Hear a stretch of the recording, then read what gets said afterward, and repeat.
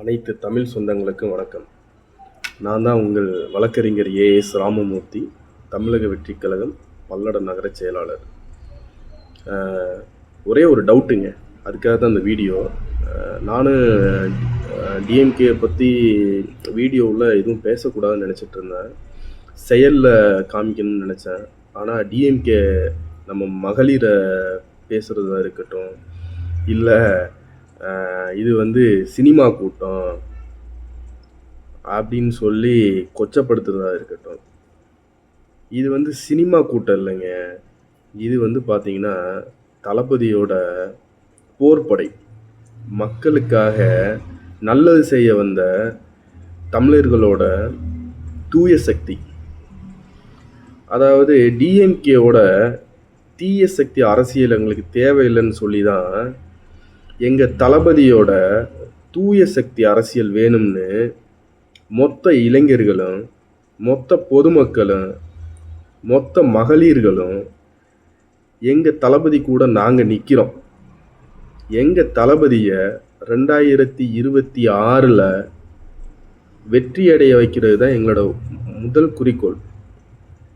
அதுக்கப்புறம் எங்களுக்கு நீங்கள் அரசியல் கற்றுக் கொடுக்க வேணாங்க.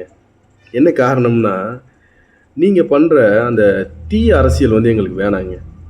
எங்களுக்கு புது அரசியல் வேணும். புது அரசியல்னால் மக்களுக்கு நல்லது பண்ணணுங்க. அதுக்காக தான் எங்கள் தளபதி வந்திருக்காரு. கண்டிப்பாக எங்கள் தளபதி வந்ததுக்கப்புறம் நல்லது பண்ணுவோம். அதே மாதிரி எங்கள் தளபதி வர்றதுக்கு முன்னாடியே நாங்கள் மக்களுக்கு நல்லது பண்ணிகிட்ருக்கோம். எடுத்து ஹிஸ்ட்ரி பாருங்கள். அப்புறம் நம்ம தமிழ்நாட்டில் நடக்கிற கொலை, கொள்ளை, பாலியல் எந்த ஒரு விஷயத்துக்காவது ஏதாவது சட்டப்படி நடவடிக்கை எடுத்திருக்கீங்களா? ஒன்றே ஒன்று காமிங்க. எங்கே பாரு பாலியல், எங்கே பாரு கொலை, எங்கே பாரு கஞ்சா, நாடே நாசமாக போயிட்டுருக்கு. இதில் வேறு மறுபடியும் ஆட்சியில் உட்காந்து அதிகாரம் பண்ணு வேறு நினைக்கிறீங்க. எங்கள் தளபதி வந்ததுக்கப்புறம் மொத்த பேரையும் துவம்சமாக்க போகிறாரு. அதான் நடக்க போகுதுங்க. அதாவது கொலை, திருட்டு, பாலியல் இதெல்லாம் எதுவும் நடக்காது. நடந்தாலும் சட்டப்படி நடவடிக்கை எடுப்பார் எங்கள் தளபதி. நல்லா புரிஞ்சுக்கோங்க.